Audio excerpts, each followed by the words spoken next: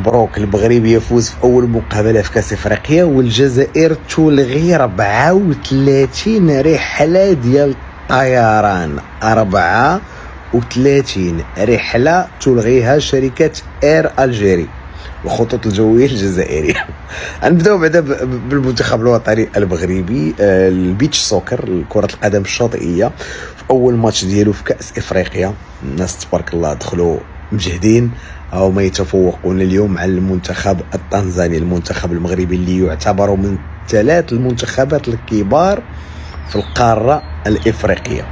أول يوم بعد ما كان في بداية المقابلة خسر ب1-0، الحمد لله فاز في المقابلة بنتيجة 4 أهداف ل3 في أول مقابلة ديالو في كأس إفريقيا. ماشي كاع المنتخبات الإفريقية بالمناسبة مأهلة، حيت باش تأهل وتمشي خص تكون عندك اون كومباني ايريان مجهده.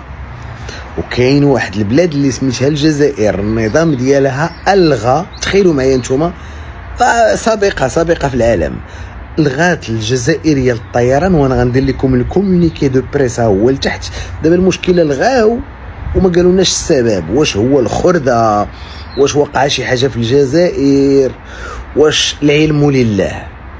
المهم سيدي، 22 رحله داخليه اللي تلغات، و12 رحله خارجيه ديال اير الجيري اللي تلغات. انا دائما كنت كنقول لكم بانه راه اير الجيري كتستعمل الخرده بالمناسبه، وماشي غير الالغاء، قال لك الالغاء ديال الرحلات كلها من نهار 21 اكتوبر حتى النهار 1 نوفمبر. شو واقع في الجزائر العلم لله. اول مره كنشوف الالغاء بدون سبب. هو كاين السبب ولكن ما يزعموش يقولوا لنا السبب، حيت عارفين ان غادي نلتقطوا السبب، وبطبيعه الحال غنقول لهم حشومه. ولكن ما يهمش، دابا شي تلغى وشي تانولا، والرحلات الاخرى كلها تبدل لها التوقيت. انا كنتسائل كيفاش اليوم قوه ضاربه عندها اون سول كومباني ايريان، شركه واحده ديال الطيران، تقوم بالغاء جميع الرحلات، ماشي رحله، كلشي ليسباس ايريان الجيريان كله تخربق. علاش؟